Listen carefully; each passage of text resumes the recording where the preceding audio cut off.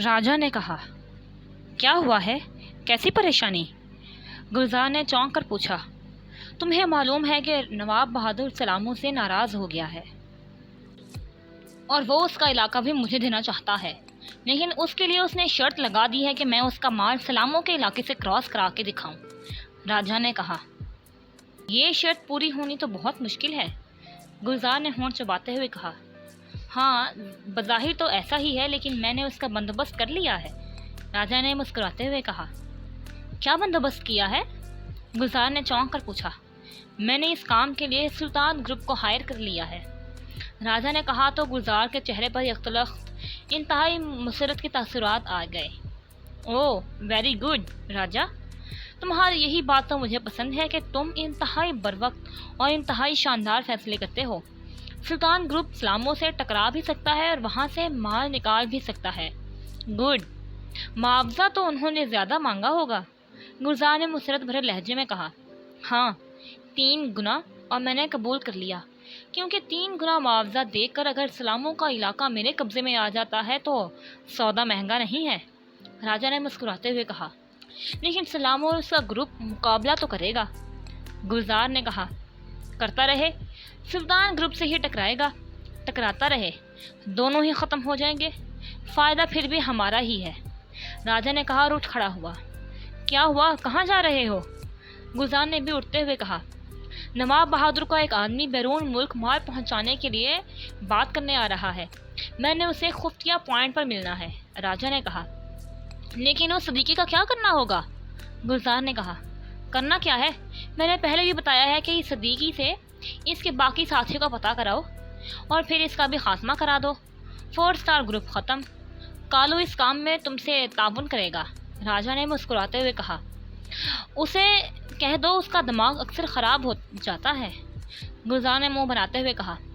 اس کی ہمت ہے کہ تمہارے سامنے دماغ خراب کرے، وہ جانتا نہیں ہے کہ تمہارا مجھ سے کیا تعلق ہے، راجا نے بڑے فخریہ لہجے میں کہا، لیکن اس کے ساتھ ہی اس نے جھک کر فون کا ریسیور اٹھایا اور پھر تیزی سے نمبر ڈائل کرنے شروع کر دیے۔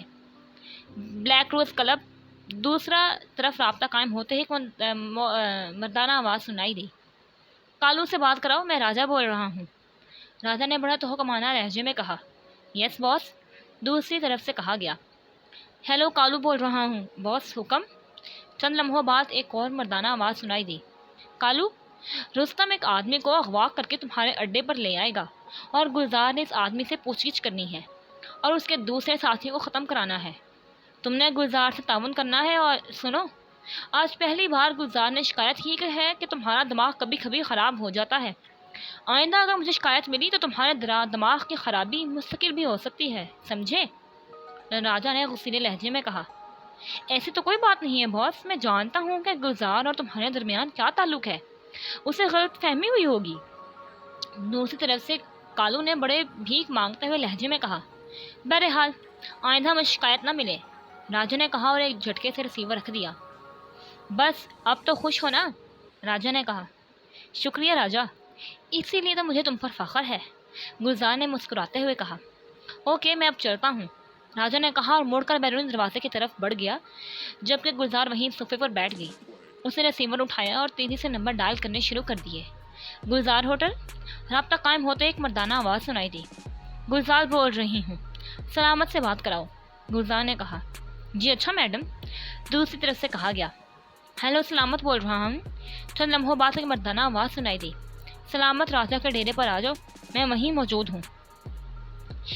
ایک کام کو راجا کے حکم سے کالو کے ڈیرے پر بھیجا جائے گا، اس کا تعلق 4 اسٹار گروپ سے ہے، راجا نے اس گروپ سے نمٹنے کا کام میرے ذمہ لگا دیا ہے، اس آدمی سے پوچھ گچھ کر کے اس کے باقی ساتھیوں کا پتہ چلانا ہے، اور مجھے معلوم ہوا ہے کہ اس 4 اسٹار کا تعلق کسی سرکاری ایجنسی سے ہے، اس لیے لازماً یہ آدمی تربیت یافتہ ہوگا، اسے پوچھ گچھ آسان نہ ہوگی اور تم ان کاموں میں ماہر ہو، میں چاہتی ہوں تم اس سے اس طرح پوچھ گچھ کرو کہ وہ سب کچھ اگل دے، گلزار نے کہا۔ آپ فکر نہ کریں میڈم، سلامت کے سامنے چاہے کوئی ایکریمیا کا تربیت یافتہ ایجنٹ ہی کیوں نہ ہو، زبان بند نہیں رکھ سکتا، دوسری طرف سے سلامت نے بڑے فخریہ لہجے میں کہا۔ میں جانتی ہوں، اسی لیے تو یہ کام تمہارے ذمہ لگا رہی ہوں، تم فوراً پہنچ جاؤ راجا کے ڈیرے پر۔ گلزار نے مسکراتے ہوئے کہا اور ریسیور رکھ کر اٹھی اور کمرے کے بیرونی دروازے کی طرف بڑھ گئی تاکہ باہر موجود راجا کے آدمی کو کہہ سکے کہ سلامت جو آئے تو اسے یہاں بھجوا دیں۔ اب وہ پوری طرح مطمئن تھی کہ 4 اسٹارز کا خاتمہ کر لینے میں بہرحال کامیاب ہو جائے گی۔ عمران نے کار روشن ولاس کی پارکنگ میں روک دی جہاں صدیقی کا فلیٹ تھا، اور پھر کار سے اتر کر وہ صدیقی کے فلیٹ کی طرف بڑھ گیا۔ فلیٹ کا دروازہ بند تھا۔ اس نے دروازے پر دستک دی۔ کون ہے؟ اندر سے صدیقی کی آواز سنائی دی۔ چشمدید گواہ، عمران نے اونچی آواز میں کہا تو دروازہ ایک جھٹکے سے کھل گیا۔ صدیقی دروازے پر موجود تھا۔ آپ تو واقعی چشمدید گواہوں جیسا رول ادا کیا ہے عمران صاحب، صدیقی نے مسکراتے ہوئے کہا اور ایک طرف ہٹ گیا۔ سچی گواہی دینے کا حکم دیا گیا ہے ہمارے دین میں، عمران نے اندر داخل ہوتے ہوئے کہا تو صدیقی بے اختیار کھلکھلا کر ہنس پڑا۔ اس نے دروازہ بند کیا اور پھر واپس آ کر کرسی پر بیٹھ گیا۔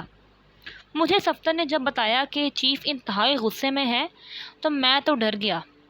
یہ تو شکر ہے کہ اسے 4 اسٹارز کے بارے میں علم تھا، ورنہ نہ جانے میرا کیا حشر ہوتا۔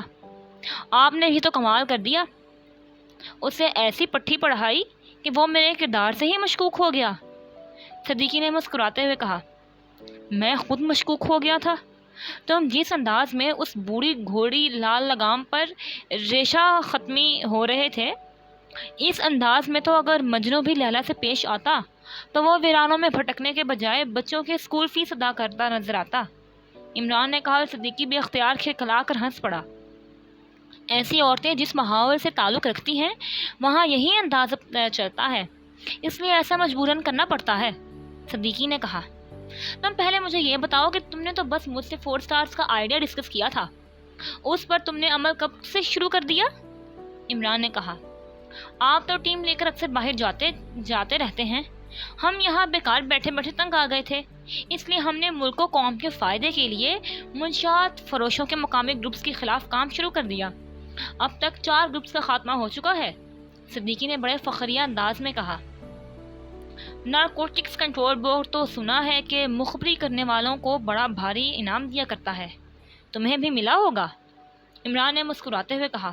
جی ہاں، ملا تھا، صدیقی نے مسکراتے ہوئے کہا۔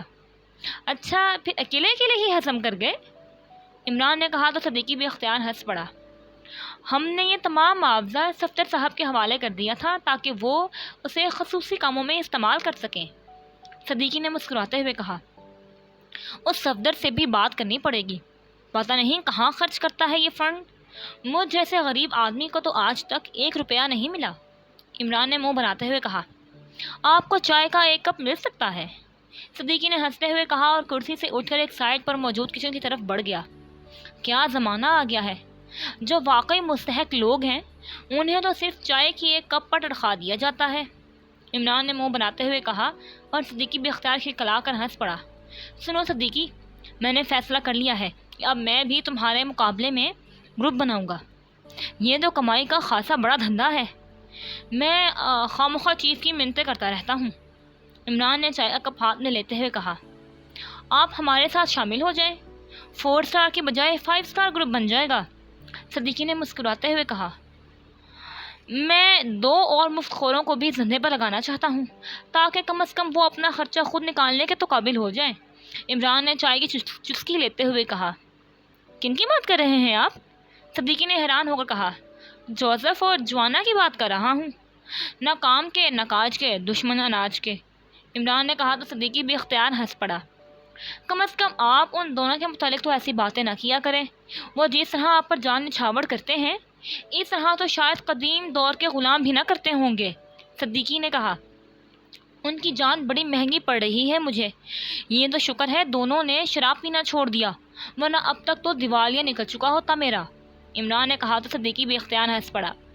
عمران صاحب، اگر آپ سنجیدہ ہیں تو میری ایک تجویز ہے، اچانک صدیقی نے سنجیدہ ہوتے ہوئے کہا۔ کیا؟ عمران چونک پڑا۔ اس گروپ میں تمام ساری سیکرٹ سروس، جوزف، جوانا اور آپ سمیت آپ کے شاگرد ٹائیگر کو بھی شامل کیا جا سکتا ہے، شرط یہ ہے کہ آپ چیف سے اس کی اجازت لیں گے، جب بھی سیکرٹ سروس کے پاس کوئی کام نہ ہو تو ہم ملک کے مفاد میں یہ کام کر سکتے ہیں۔ آپ گروپ انچارج بن جائیں۔ صدیقی نے کہا۔ نہیں، ساری سیکرٹ سروس کو اس دھندے پر نہیں لگایا جا سکتا۔ چیف اجازت نہیں دے گا، کیونکہ اس طرح سیکرٹ سروس کی نشاندہی بھی ہو سکتی ہے۔ عمران نے کہا۔ کیسے نشاندہی ہو سکتی ہے؟ ہم کسی غیر ملکی تنظیم کے خلاف تو کام نہیں کریں گے، صرف مقامی گروپس کے خلاف ہی کام کریں گے۔ صدیقی نے کہا۔ جو بھی ہو، مجھے یقین ہے کہ چیف اس کی اجازت نہیں دے گا۔ البتہ یہ ہو سکتا ہے کہ اس گروپ کو اس طرح وسعت دی جائے کہ جوزف اور جوانا کو بھی اس میں شامل کر دیا جائے اور ٹائیگر کو بھی، اور تم حسب سابق اس کے انچارج بنے رہو۔ یہ تو باقاعدہ ممبر ہوں گے، جبکہ میں اور سیکرٹ سروس کے باقی ممبران مہمان اداکار بن جائیں، لیکن شرط وہی کہ جو انعام ملے گا وہ صفدر کے فنڈ کی بجائے میرے فنڈ میں جمع کرا دیا جائے، غریب عمران فنڈ میں۔ عمران نے کہا تو صدیقی بے اختیار ہنس پڑا، اور پھر اس سے پہلے کہ مزید کوئی بات ہوتی، اچانک دروازے پر کسی نے زور زور سے دستک دینا شروع کر دی تو صدیقی کے ساتھ ساتھ عمران بھی چونک پڑا۔ کون ہے؟ صدیقی نے اٹھ کر دروازے کی طرف بڑھتے ہوئے پوچھا۔ پولیس، دروازہ کھولو، باہر سے کسی نے بگڑے ہوئے لہجے میں کہا۔ پولیس؟ صدیقی نے حیران ہوتے ہوئے کہا، اور اس کے ساتھ ہی چٹخنی ہٹا کر دروازہ کھول دیا۔ دوسرے لمحے وہ یکلخت پیچھے ہٹ گیا۔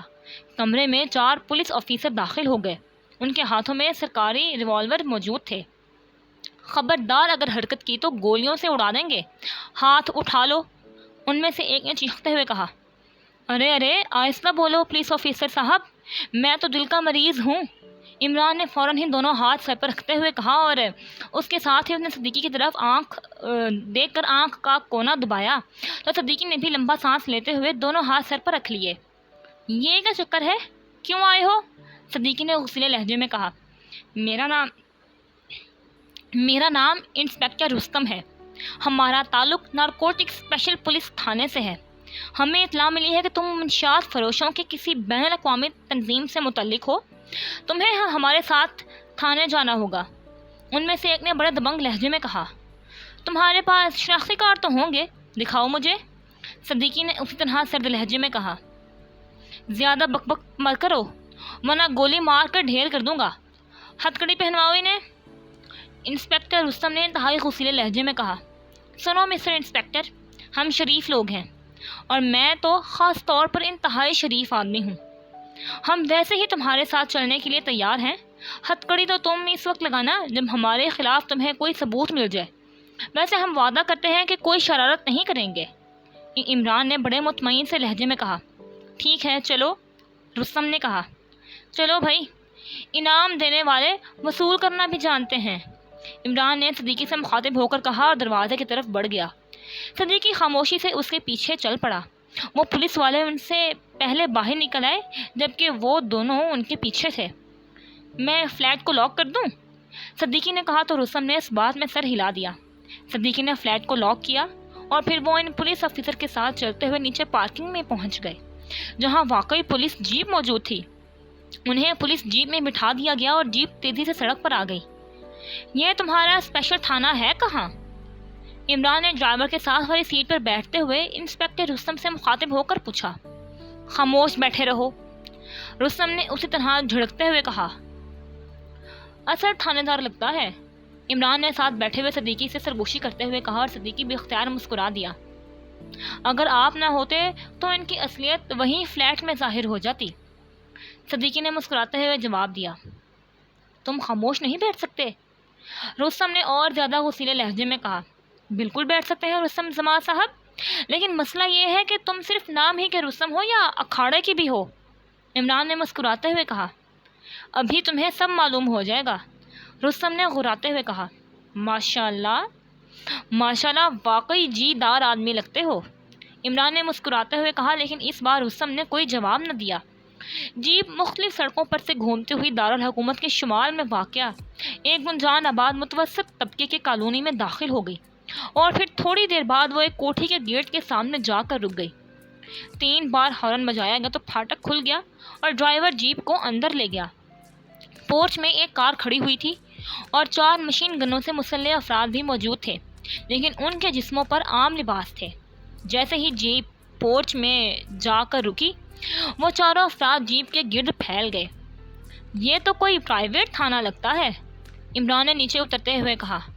خفیہ تھانے ایسے ہی ہوتے ہیں، رستم نے جواب دیا، اور پھر انہیں اس عمارت کے ایک تہخانے میں لے گیا آیا۔ پولیس آفیسرز کے ساتھ 4 مسلح افراد بھی ان کے ساتھ ہی آئے تھے۔ انہیں کرسیوں سے باندھ دو، رستم نے کہا، اور صدیقی نے ایک بار پھر عمران کی طرف دیکھا اور عمران بے اختیار مسکرا دیا۔ کمال ہے، ہمارے ملک کی پولیس اس قدر بزدل ہو چکی ہے، عمران نے مسکراتے ہوئے کہا، اور بڑے اطمینان سے ایک کرسی پر بیٹھ گیا۔ چند لمحوں بعد ان دونوں کے ہاتھ ان کے عقب میں کر کے رسی سے باندھ دیے گئے۔ تم ان کا خیال رکھنا، میں ان کی گرفتاری کی اطلاع ہیڈ کوارٹر کو دے آؤں، رستم نے ان 4 مسلح افراد سے کہا، اور اپنے 4 ساتھیوں کو اپنے ساتھ آنے کا اشارہ کرتے ہوئے تہخانے سے باہر چلا گیا۔ میں نے تو سنا تھا کہ تھانے میں بڑا وحشت ناک قسم کا ماحول ہوتا ہے، لیکن اس تھانے کا ماحول تو بڑا خوبصورت سا ہے، عمران نے مسکراتے ہوئے کہا۔ ابھی جب تمہاری چیخیں یہاں گونجیں گی تو یہ اور خوبصورت ہو جائے گا، ایک آدمی نے مسکرا کر جواب دیتے ہوئے کہا۔ اچھا، تو صرف میری چیخیں سننے کے لیے تم سب نے اتنی تگودو کی ہے؟ مجھے ویسے کہہ دینا تھا، میں چیخوں کا ٹیپ بھر کر تمہیں بھجوا دیتا، عمران نے جواب دیا، اور پھر اس سے پہلے کہ مزید کوئی بات ہوتی، دروازہ کھلا اور ایک ناٹے قد اور پھیلے ہوئے جسم کا آدمی اندر داخل ہوا۔ اس کا لباس، اس کا چہرہ اور انداز دیکھ کر ہی صاف معلوم ہوتا تھا کہ اس کا تعلق زیر زمین دنیا سے ہے۔ اس کے اندر داخل ہوتے ہی 4 مسلح افراد یک لخت مؤدب ہو گئے۔ تو تمہارا تعلق 4 اسٹار سے ہے؟ اس آدمی نے غور سے عمران اور صدیقی کی طرف دیکھتے ہوئے کہا، تو صدیقی اور عمران دونوں چونک پڑے۔ تم کون ہو؟ صدیقی نے حیرت بھرے لہجے میں کہا۔ میرا نام کالو ہے، یہ میرا اڈا ہے، اس آدمی نے بڑے فخریہ لہجے میں کہا۔ لیکن انسپکٹر رستم نے تو کہا تھا کہ یہ نارکوٹکس کا خفیہ تھانہ ہے، صدیقی نے جواب دیا۔ تو کالو بے اختیار کہکا مار کر ہنس پڑا۔ رستم بڑا شرارتی ہے، اسے بتایا گیا تھا کہ تمہارا تعلق کسی سرکاری ایجنسی سے ہے، اس لیے اس نے باقاعدہ پولیس انسپکٹر کا روپ دھارا تھا تاکہ تمہیں کوئی شک نہ پڑ سکے، اور تم نے دیکھا کہ اس کا روپ کس قدر کامیاب رہا ہے۔ تم پولیس کی وجہ سے معصوم بھیڑوں کی طرح یہاں پہنچ گئے ہو، کالو نے ہنستے ہوئے کہا۔ رستم کو تم نے بھیجا تھا؟ صدیقی نے کہا۔ ارے نہیں، مجھے تو تمہارے متعلق سے یہ سب کچھ رستم نے ہی بتایا ہے، مجھے تو صرف اتنا بتایا گیا تھا کہ ایک آدمی کو رستم اغوا کر کے یہاں لے آئے گا، پھر میڈم گلزار اس سے پوچھ گچھ کرے گی، کالو نے جواب دیا۔ میڈم گلزار؟ کیا یہ وہی گلزار ہے، ہوٹل گلزار کی مالکہ؟ صدیقی نے ہونٹ چباتے ہوئے کہا۔ ہاں وہی ہے، تم نے یقیناً اسے کال گرل سمجھ کر اس سے دوستی کی پینگیں بڑھائی ہوں گی، لیکن تم اسے نہیں جانتے، وہ انتہائی خطرناک عورت ہے، کالو نے جواب دیتے ہوئے کہا۔ جناب کالو صاحب، کیا میڈم گلزار تمہاری سربراہ ہے یا اس سے اوپر بھی کوئی اور ہے؟ عمران نے مسکراتے ہوئے پوچھا۔ وہ راجا کی عورت ہے، اور راجا اس سارے علاقے کا دادا ہے، کالو نے جواب دیتے ہوئے کہا۔ یہ راجا صاحب کہاں دربار لگاتے ہیں؟ عمران نے کہا۔ اس کا اڈا مسلم ٹاؤن میں ہے، کالو نے جواب دیا، اور پھر واپس دروازے کی طرف مڑ گیا۔ ان کا خیال رکھنا ٹونی، اس نے جاتے جاتے ایک مسلح آدمی سے مخاطب ہو کر کہا۔ یس باس، ٹونی نے جواب دیا، اور کالو دروازے سے باہر نکل گیا۔ تمہیں کس کی تلاش تھی؟ کیا اس راجا کی؟ عمران نے ساتھ بیٹھے ہوئے صدیقی سے کہا۔ اس نے بات انگریزی زبان میں کی تھی تاکہ کوئی اور ان کے درمیان میں ہونے والی بات چیت نہ سمجھ سکے۔ مجھے اطلاع ملی تھی کہ منشیات کا ایک بڑا ریکٹ اس علاقے میں کام کر رہا ہے، اس سلسلے میں راجا کا نام سامنے آیا تھا۔ میں نے راجا کے بارے میں معلومات حاصل کی تو پتہ چلا کہ راجا بذات خود کیریئر ہے، اصل آدمی کوئی اور ہے۔ اس گلزار کے متعلق معلوم ہوا کہ یہ راجا صاحب کی خاص عورت ہے۔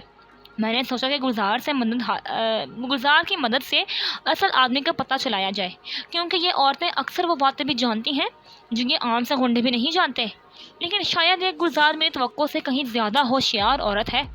وہاں ہوٹل میں بھی میں نے جان بوجھ کر آپ کا تعارف سینٹرل انٹیلیجنس کی نسبت سے کرا دیا تھا تاکہ یہ گھبرا کر اصل آدمی کو رپورٹ دے۔ میرا ارادہ تھا کہ آج رات میں اس کے ہوٹل جاؤں گا اور پھر اصل بات معلوم کروں گا، لیکن مجھ سے پہلے انہوں نے خود کارروائی شروع کر دی، صدیقی نے جواب دیا۔ تمہیں یقین ہے کہ یہ عورت اصل سربراہ کے بارے میں جانتی ہوگی؟ عمران نے کہا۔ میرا اندازہ ہے، یقین سے تو نہیں ہے، صدیقی نے جواب دیا۔ تو پھر تیار ہو جاؤ، ابھی اس کا فیصلہ کر لیا جائے تو بہتر ہے۔ میں نے رسیاں کاٹ لی ہیں، عمران نے جواب دیتے ہوئے کہا۔ میں نے بھی کھول لی ہیں، لیکن اس عورت کو تو آنے دیں، صدیقی نے جواب دیا اور عمران نے اس بات میں سر ہلا دیا۔ تھوڑی دیر بعد دروازہ کھلا اور گلزار اندر داخل ہوئی۔ اس کے پیچھے ایک تو وہی کالو تھا، دوسرا ایک اور آدمی تھا جس نے ہاتھ میں ایک ہنٹر پکڑ رکھا تھا۔ وہ بھی شکل و صورت سے زیر زمین دنیا کا ہی آدمی لگ رہا تھا۔ اوہ، تو یہ عمران بھی ساتھ پکڑا گیا ہے، ویری گڈ، گلزار نے اندر داخل ہوتے ہوئے ہی خوش ہوتے ہوئے کہا۔ میڈم، یہ دونوں آپس میں انگریزی میں باتیں کر رہے ہیں، ٹونی نے فوراً ہی کہا۔ ان کے گروپ کا نام بھی انگریزی میں ہے، انگریزی تو آتی ہی ہوگی انہیں، گلزار نے اس بات میں سر ہلاتے ہوئے جواب دیا۔ یہ کیا چکر چلا دیا ہے تم نے مس گلزار؟ صدیقی نے گلزار سے مخاطب ہو کر کہا۔ چکر تو تم نے چلانے کی کوشش کی تھی مسٹر صدیقی، لیکن تم مجھے نہیں جانتے تھے، ورنہ ایسی جرت کبھی نہ کرتے۔ اور اب بھی میری بات مان لو، اپنے باقی تم ساتھیوں کے نام بتاؤ اور پتہ ہی بتا دو، ورنہ تمہارا یہ جسم ابھی کوڑوں کی ضربوں سے لہو لہان ہو جائے گا، گلزار نے منہ بناتے ہوئے کہا۔ کن ساتھیوں کی بات کر رہی ہو؟ صدیقی نے حیرت کا اظہار کرتے ہوئے کہا۔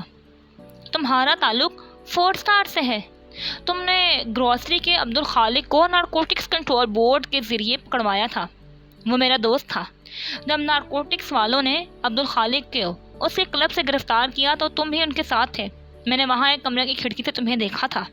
میں پہلے ہی یہی سمجھی تھی کہ تمہارا تعلق پریس سے ہے، لیکن بعد میں معلوم ہوا کہ تمہارا کوئی تعلق پریس سے نہیں ہے، تو میں نے تمہاری تلاش شروع کر دی۔